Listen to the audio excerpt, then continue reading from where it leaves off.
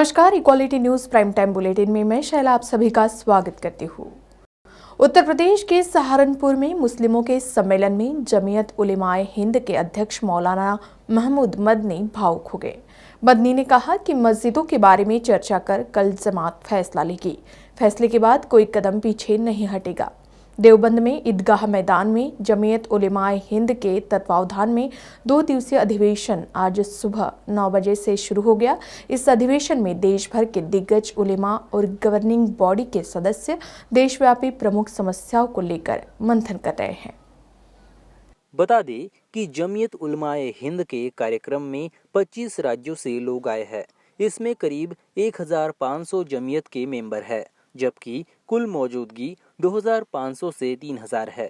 इनमें से मुख्य रूप से महाराष्ट्र से आए मौलाना नदीम सिद्दीकी, यूपी से मौलाना मोहम्मद मदनी, तेलंगाना से हाजी हसन, मणिपुर से मौलाना मोहम्मद सईद, केरल से जकरिया, तमिलनाडु से मौलाना मसूद, बिहार से मुफ्ती और जावेद, गुजरात से निसार अहमद, राजस्थान से मौलाना अब्दुल वाहिद खत्री, आसाम से हाजी बसीर, त्रिपुरा से अब्दुल मोमिन पहुंचे हैं।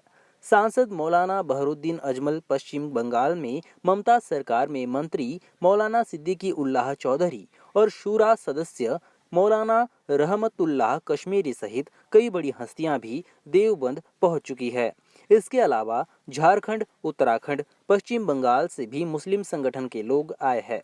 कहा जा रहा है कि ज्ञानवापी, मथुरा और कुतुब मीनार मसले पर चर्चा करने के लिए यह बैठक बुलाई गई है।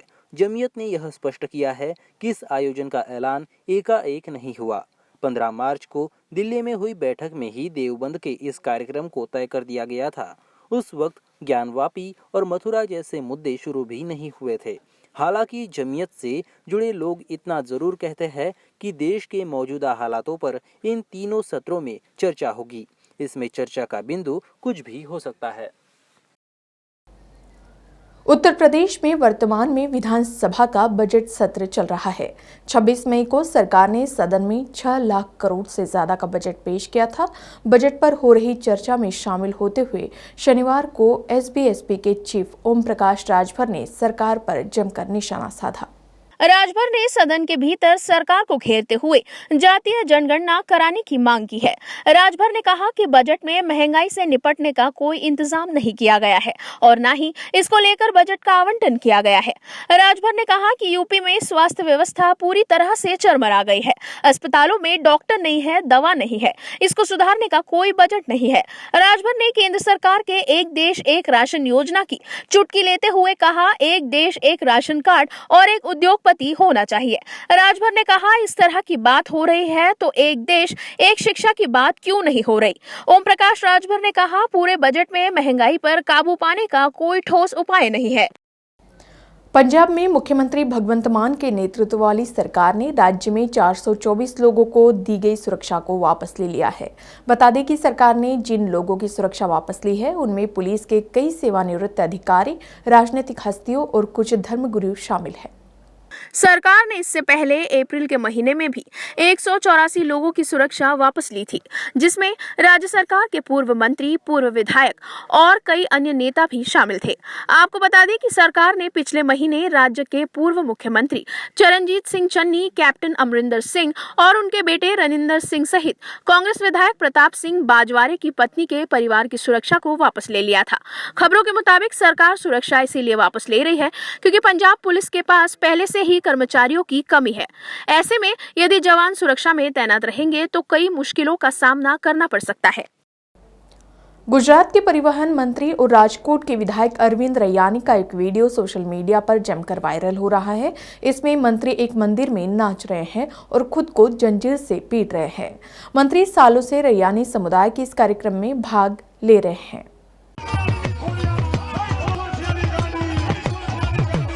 राजकोट में राज्य मंत्री का गांव गुंडा है। अरविंद रैयानी को सालों से राखी बंद भुआ के नाम से जाना जाता है और निमंत्रण पत्र में भी मंत्री की जगह राखी बंद भुआ अरविंद रैयानी लिखा हुआ है। मांडवा शुरू होने के कुछ देर बाद ही मंत्री रैयानी ने हाथ धोना शुरू कर दिया और जंजीर लेकर खुद को कोड़ा मारने लगे। अरविंद रैयानी ने माताजी के मांडवा में धोना शुरू किया तो परिवार के सदस्यों ने भी उन पर पैसे बरसाए। कांग्रेस ने मंत्री पर अंधविश्वास को बढ़ावा देने का आरोप लगाया है। पार्टी ने कहा कि ऐसे लोगों को मंत्री पद पर रहने का कोई हक नहीं है। वहीं भाजपा ने मंत्री का बचाव करते हुए कहा कि अंधविश्वास और आस्था के बीच महीन सा अंतर है जिसे समझने की जरूरत है। देवता की पूजा के लिए वह धार्मिक परंपराओं को पूरा कर रहे थे। वो 16 साल से इस परंपरा में भाग ले रहे हैं। इसी बीच रैयानी ने भी मामले पर सफाई देते हुए कहा, मैं हवन में गया था और सालों पुरानी परंपरा के तहत ये सब किया। ना मैंने परंपरा बनाई है और ना ही मठ। मैं अकेला नहीं था जिसने ये सब किया। कांग्रेस को धर्म पर भरोसा नहीं है तो ये उनकी परेशानी है।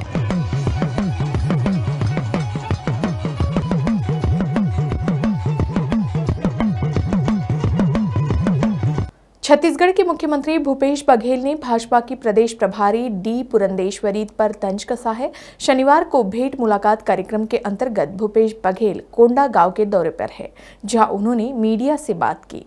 इस दौरान उन्होंने छत्तीसगढ़ में बीजेपी की स्थिति पर बयान दिया। उन्होंने कहा कि छत्तीसगढ़ में बीजेपी की स्थिति दयनीय है और भाजपा की प्रदेश प्रभारी डी पुंडेश्वरी तो सिर्फ बीजेपी नेताओं को हंटर लगाने छत्तीसगढ़ आती है। मुख्यमंत्री भूपेश बघेल ने कोंडागांव में समीक्षा बैठक के दौरान अधिकारियों को कई अहम निर्देश दिए। उन्होंने कहा कि प्रशासनिक अधिकारी स्कूलों में जाकर बच्चों का मार्गदर्शन करें। साथ ही सीएम ने अफसरों को नसीहत दी है कि वो अपने काम का आनंद लेकर काम करे, ना कि अपने काम को बोझ समझे। बिहार स्थित बेतिया के नरकटियागंज में बीजेपी विधायक रश्मि वर्मा और उनके रिश्तेदारों के बीच मारपीट का एक वीडियो सोशल मीडिया पर वायरल हो रहा है। वायरल वीडियो में दिख रहा है कि विधायक रश्मि वर्मा अपनी भतीजी और गोतनी के साथ धक्का मुक्की गाली गलौज कर रहे हैं।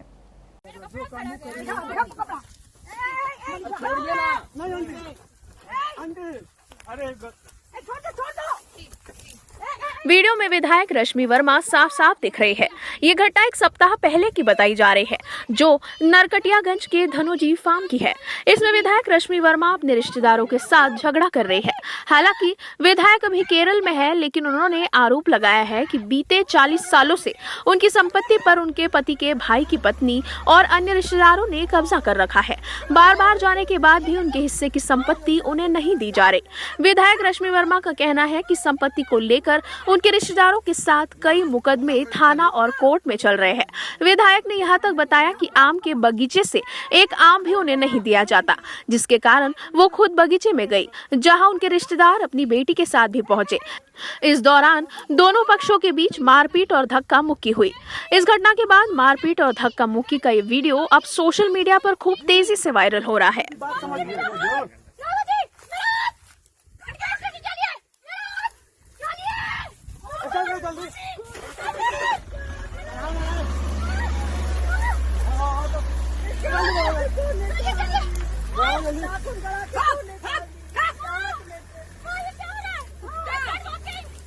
दिव्यांग बच्चे को फ्लाइट में नहीं बैठाने के मामले में डीजीसीए ने इंडिगो पर 5 लाख का जुर्माना लगाया है। साथ ही इंडिगो एयरलाइंस को कारण बताओ नोटिस भी जारी किया गया है। 7 मई को इंडिगो ने रांची से हैदराबाद जा रही फ्लाइट से एक दिव्यांग बच्चे को उतार दिया था। इसका वीडियो भी सोशल मीडिया पर वायरल हुआ, जिसके बाद इस मामले में एयरलाइंस ने सफाई भी दी। 7 मई को दिव्यांग बच्चा अपने माता पिता के साथ रांची से हैदराबाद के लिए फ्लाइट पकड़ने के लिए रांची एयरपोर्ट पर आया था। इस दौरान उसे इंडिगो की रांची हैदराबाद उड़ान में चढ़ने से रोक दिया गया। बच्चे के माता पिता हवाई कंपनी के कर्मचारी से लाख मिन्नतें करते रहे, लेकिन वह टस से मस नहीं हुआ। मामले की गंभीरता को देखते हुए सहयात्रियों ने भी फ्लाइट में सहयोग का भरोसा कंपनी के कर्मियों को दिलाया, लेकिन कर्मी ने बच्चे को फ्लाइट में चढ़ने की इजाजत नहीं दी। कंपनी के कर्मी का दावा था कि बच्चा असहज महसूस कर रहा था और डरा हुआ था। इसके बाद माता पिता भी फ्लाइट में नहीं चढ़े, जिसका वीडियो वायरल होने के बाद से ही एयरलाइंस ने बताया कि बच्चा फ्लाइट में चढ़ने से डर रहा था। उसकी स्थिति और सुरक्षा को ध्यान में रखते हुए एयरलाइंस ने यह फैसला लिया था। इस मामले में किए गए ट्वीट पर नागरिक उड्डयन मंत्री ज्योतिरादित्य सिंधिया ने लिखा है कि ऐसे रवैये के लिए जीरो टॉलरेंस है। किसी भी इंसान को इससे नहीं गुजरना चाहिए। मामले की खुद जांच कर रहा हूँ, जिसके बाद उचित कार्रवाई की जाएगी। नागर विमानन निदेशालय DGCA ने भी इंडिगो से रिपोर्ट मांगी है। सोशल मीडिया पर शेयर होने के बाद इस मामले में कार्रवाई की गई है। उन्होंने फैक्ट फाइंडिंग कमेटी का गठन किया था। मामले की जांच के बाद विमानन कंपनी को कारण बताओ नोटिस भी जारी किया गया था। उत्तर प्रदेश में महिलाओं के लिए अहम खबर है। अब शाम 7 से सुबह 6 बजे तक उनसे ड्यूटी नहीं कराई जा सकती है। यह नियम सरकारी और प्राइवेट सेक्टर दोनों पर लागू होगा। यूपी सरकार ने इसके आदेश जारी कर दिए हैं।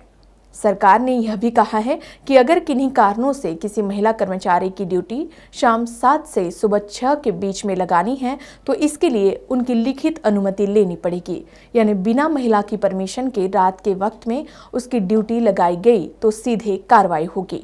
अगर कोई महिला 7 बजे के बाद काम करने से मना करती है तो कंपनी या संस्था उसको नौकरी से नहीं निकाल सकती है। अभिनेता शाहरुख खान के बेटे Aryan Khan cruise drugs case मामले में बेदाग साबित हो चुके हैं। एनसीबी की क्लीन चिट के बाद अब मुंबई पुलिस ने भी क्रूज ड्रग्स केस की जांच को रोक दिया है। अभिनेता शाहरुख खान के बेटे Aryan Khan cruise drugs case मामले में नारकोटिक्स कंट्रोल ब्यूरो को आर्यन खान के खिलाफ न कोई सबूत मिला है और न ही किसी गवाह ने उन्हें ड्रग्स सप्लाई करने की बात मानी है। आर्यन की बेगुनाही के बाद अब ये सवाल उठने लगे हैं कि क्या एनसीबी ने जानबूझकर आर्यन को फंसाने का प्रयास किया था। ये दावा खुद एनसीबी की एक इंटरनल रिपोर्ट में भी किया गया है। क्रूज केस में रिश्वतखोरी का विवाद खड़ा होने के बाद ये केस एनसीबी की स्पेशल इन्वेस्टिगेशन टीम एसआईटी को सौंप दिया गया है। एसआईटी ने अपनी एक इंटरनल रिपोर्ट में केस के इन्वेस्टिगेशन ऑफिसर पर सवालिया निशान लगाया है। रिपोर्ट के मुताबिक एसआईटी ने कहा कि ऐसा लगता है कि जांच अधिकारी किसी भी तरह अभिनेता शाहरुख खान के बेटे आर्यन खान को ड्रग्स मामले में फंसाना चाहते थे। एनसीबी की क्लीन चिट के बाद अब मुंबई पुलिस ने भी क्रूज ड्रग्स केस की जांच को रोक दिया है। बता दें कि मुंबई पुलिस भी इस मामले की जांच कर रही थी। हालांकि उनकी ओर से किसी की गिरफ्तारी नहीं की गई है।